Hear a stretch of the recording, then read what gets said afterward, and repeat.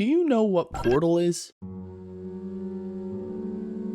To some of you watching, this is a dumb question. Of course you know what Portal is, that's why you clicked on this, but some of you, do you know what Portal is? When I was in middle school, I was absolutely obsessed with the Half-Life games. I owned the first game with all the expansions, I owned 2 in every episode. I have yet to play Alex, but it's in the cards for me. Point being, I love Valve games. I'm not a very big corporation person, but Valve is the only company I can say I actively am excited for what they put out. Them and Insomniac. Except Deadlock, I don't really care about Deadlock. Over the course of my Half-Life obsession, I ended up buying the Steam Source Bundle where I got basically every Valve game. I never got as into Portal as I did with Half-Life, however, I was still obsessed with the game's lore and the whole aesthetic of the entire series. For those of you who don't know what Portal is about, you play as a woman named Chell. Chell awakens in the Aperture Science Facility to the voice of GLaDOS, genetic lifeform and disk operating system, an AI who promises her a slice of cake if she completes a series of puzzle tests. As Chell progresses, the player begins to realize that this place has no scientists or really any life other than the AI guiding you. As GLaDOS's instructions become increasingly malicious, Chell soon discovers hidden rooms painted by a mentally unstable former employee warning that the cake is a lie. These rooms were once inhabited by someone named Doug Ratman, and he is one of the most interesting parts of Portal's lore to me. The little spots where we find him are called Ratman dens, and obviously you can see his last name was like Ratman, and so they call him the Ratman. You get it? These dens are our first technical sign of life in this abandoned facility. Someone other than Chell has been living here, sneaking around GLaDOS in the turrets. When GLaDOS attempts to incinerate Chell at the end of the final test, Chell escapes into the maintenance and backstage areas of the facility. She navigates through Aperture's inner workings and confronts GLaDOS in her central chamber, systematically destroying the AI's personality cores. Chell defeats the AI and is blasted to the surface, though she is eventually dragged back inside the facility by a mysterious party escort bot. Portal 2 Lab Rat is a comic made to bridge the gap between Portal 1 and 2. Its main protagonist is Doug Ratman, the guy we were talking about earlier in the first game.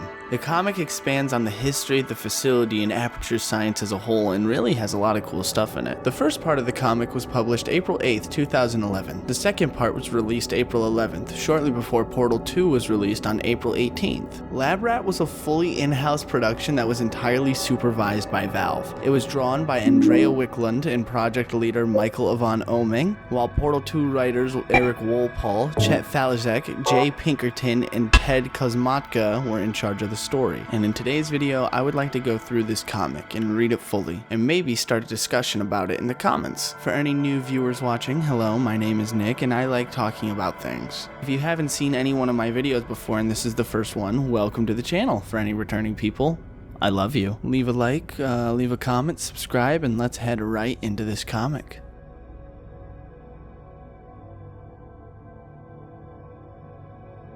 Part 1 opens on a clearly disheveled Doug Ratman during the events of Portal 1. We see things that immediately remind us of the game. The puzzle boxes, the door, the relaxation chamber. He's painting a mural on the wall of the protagonist of the first game, Chell. We can see that his time in the facility hasn't exactly been doing him too well. He sees Chell awake and runs to see if he is just imagining her. We see in this panel that Doug has a companion cube strapped to his back. He speaks about how if she were real, the turrets could see her too, and they do. And they shoot at her. He immediately runs away once he realizes she is real, claiming the end is upon us. Running to an employee's only door, he opens a locker within and reveals a pill bottle labeled for the end times, during which the companion cube strapped to his back begins to speak to him, objecting to him taking the pills. We flash back to before the facility was in ruin. Doug is an employee at Aperture Science. It is shown that the locker and pills belonged to Ratman during his time working, where he hints at his distrust with his co-workers and later Aperture as a whole. The pills are shown to be ziprasidone, an antipsychotic. An important part of Doug's character is his schizophrenia. When Aperture was running, he was able to medicate it, but after GLaDOS massacres the complex, he has no way to access his medication, which is why he talks to the companion cube, and the companion cube talks back to him. In the present, we see the companion cube continues to object, but Ratman takes the pills regardless, saying he needs them for what's to come. While running through the test chambers, Ratman continues another monologue, detailing the cursed and terrible nature of the building itself, describing it as immortal, before stopping to paint a final mural of Chell. During his run, the companion cube speaks to him and also starts a conversation with him, consisting of Ratman telling the companion cube that Chell is on her way to the final chamber, test chamber 19, and will eventually reach GLaDOS' chamber. While Ratman describes how he has faith in Chell, the room they're in suddenly shakes and an explosion is heard. We see a little bit of Chell's file here. This prompts Ratman to run towards GLaDOS' chamber, where he comes across the destroyed remains of GLaDOS. We flash back again in GLaDOS' chamber. There, Ratman arrives to meet his colleague, Henry, who mentions that they had to hit the kill switch again in regards to GLaDOS. See, the problem with GLaDOS is that every time they turned it on, it wants to kill everybody. Noticing Ratman's lack of confidence in the project, Henry compares their breakthrough regarding GLaDOS' development to Einstein discovering relativity and NASA reaching the moon. The flashback ends with Ratman saying he'd have rather gone to the moon instead. Back to reality, Ratman is still in GLaDOS' chamber, eager to make it to the surface. The companion cube notes that the facility is still functional in reference to a line of turrets still activated. Once on the surface, Ratman basks in his freedom before hearing a noise, causing him to hide. While hiding behind scraps of GLaDOS, he watches as a party escort bot drags Chell back into the facility. Another flashback depicts Henry as he shows Ratman a newly designed morality core made to tame GLaDOS' urge to kill. Henry asks him to turn the core on by reaching into it before interrupting him and advising he use his non-dominant hand just in case. Henry explains the core as the latest in inhibition technology and describes it akin to a conscience. Ratman expresses his disapproval of the core, saying they'll need more than the core to stop her since you can always ignore your conscience. Again, back to reality, Ratman makes his way back into the facility, to which the cube objects. The cube explains running and hiding is what kept Ratman alive, but he ignores the cube, saying he's tired of running and that it is his fault Chell is still inside the facility. Ratman says he would have been trapped forever without her, and that even if he dies, he must at least try to save her. This is a random, little break between the two parts. I'm drinking water, hitting my pen, and I'm gonna ASMR it with you guys.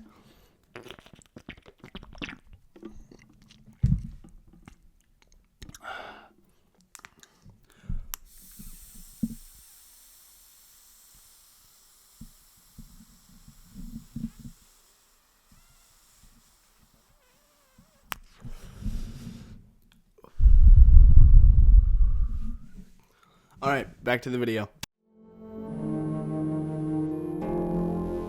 Part 2 opens with Doug Ratman traversing the innards of the facility. The companion cube informs him that the antipsychotic he took in Part 1 is starting to take effect. As it says, it is not feeling so good as it slowly grows silent. Ratman is shocked to find Chell in her cryo chamber in the relaxation center, causing him to rush towards the cryo control. Locating a nearby panel on the wall, he quickly realizes that the explosion Chell caused blew the main power grid, putting every single cryo chamber offline as a result, leaving Ratman in disbelief. While trying to reach cryo control, Ratman comes across a squad of turrets, to which he asks the companion cube for advice, to no avail. While running across the room, he dives out of the turret fire, but is struck in the process. While crawling away, we flash back again to after GLaDOS has flooded the enrichment center with her neurotoxin. Ratman, apparently the only survivor, is taunted by GLaDOS, wondering what makes him special. She brings up his file in regards to his schizophrenia, all the while as he escapes from the main testing facility. GLaDOS continues to taunt and manipulate him, trying to make him believe that the scenario makes no sense and that a homicidal computer out to get you is the result of his delusions, telling him to come out and see it is all fake. While continuing her rant, the mention of his file sparks an idea in Ratman, causing him to head for the file room. Meanwhile, overhead, GLaDOS makes a reference to Schrodinger's cat and explains she's tested it before. Ratman manages to reach the file room where he locates Chell's file, declaring that she is the one. He then makes his way to the computer, where he opens a digital spreadsheet of the test subjects, moving Chell from number 1498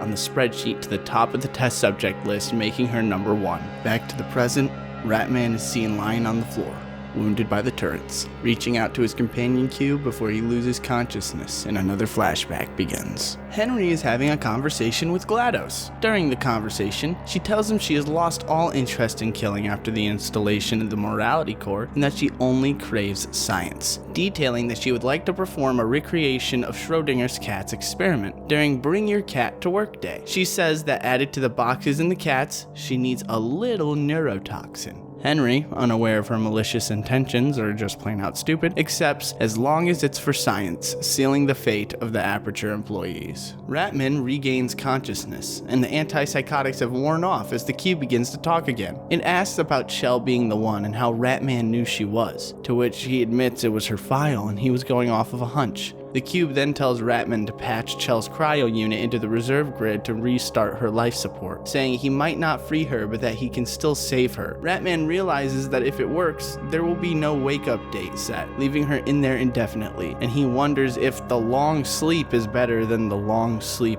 of death. The plan works, but Chell's left without a wake-up date, Ratman noting that she is both alive and dead until someone opens the box. Claiming to be tired, Ratman crawls into the bed of a relaxation vault, the same one Chell woke up in at the beginning of the first game, where the cube tells him that he's earned the rest. It is unknown whether or not Ratman fell asleep or if he simply died from the turret wound. On the floor, Chell's file that Ratman had been carrying around with him lay scattered. One sheet shows her test results for tenacity, showing that she scored the highest, putting her in the 99th percentile, right next to the abnormal mark. The notes claim that she should not be tested as she is abnormally stubborn and never ever gives up. So this comic takes place during Portal 1 and bridges the gap to Portal 2. So the question is, where was he during most of Portal 1? Although he's never spotted in-game in any of the playable Portal series, his refuge areas, referred to as the dens, can be found by Chell, containing crude bedding, empty cans of beans, and scribblings and dioramas on the walls. As mentioned in the little Portal 1 synopsis at the beginning of this video, one of these dens has the famous "the cake is a lie" phrase. In my research, I found it was debate as to rather if Ratman died from the turret wound and just laid in the bed, or if he's actually just sleeping for a long time and can be theoretically woken up again in the future for a future Portal game featuring Doug Ratman as the main character. Is that going to happen? Probably not, no. But one piece of evidence for Ratman's death is a song in the soundtrack called Ghost of Ratman. It is the 7th track on the Portal 2 soundtrack, Portal 2 Songs to Test By. You can find the audio file by bringing a radio into Ratman's den in Portal 2 Chamber 2 Test Chamber 6. It includes what is speculated to be Ratman speaking to himself, his companion cube, or even Cave Johnson. The ramblings draw parallels with the Borealis from the Half-Life series, as well as multiple events from the Lab Rat comic. You can access this recording in Den number 7 in Portal 2, located in Test Chamber 17. Doug Ratman is one of my favorite characters in Portal, and really in all of Valve-like properties. Ratman's one of my favorite characters. I just think he's super awesome and super interesting, and I think he's a very tragic, unseen hero. We never see him in the games. This comic is the one time we actually really see him. You can hear him technically in Ghost of Ratman, that song, and also he was just found, that was not recent, he was found in Lego Dimensions. I'll put up a photo of that. But yeah, I just think Doug Ratman is really interesting. And if you also found this video interesting, I would really appreciate it if you left a like, if you subscribed, left a comment. If you have anything you want me to talk about in the future, please leave a comment, give me more video ideas. I would love to make more videos about stuff you guys want to see. Again, I've been Nick Curry, and thank you very much for watching. Have a good day.